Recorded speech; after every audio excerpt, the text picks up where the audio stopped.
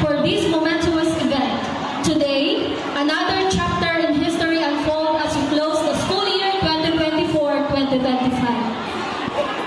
With pride and honor, let's welcome our preschool completers. Let us also acknowledge the dedicated child development workers from different barangay. Children, tinawagan niyo barangay, matindog kita ha, for you to be recognized. Thank you. Starting with Poblacion Daycare Center morning session, headed by Ma'am Maria Bibilin P. and Johnny.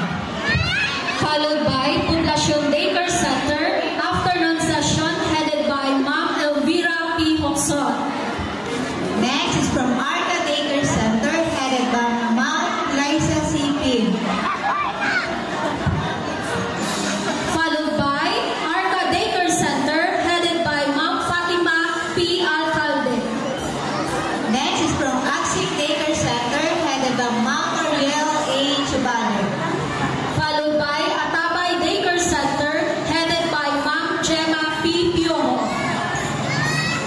Next is from Bagsakan Daycare Center, headed by Ma'am Emma A. Cordero.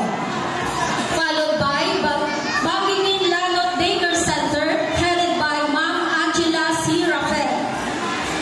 Next is from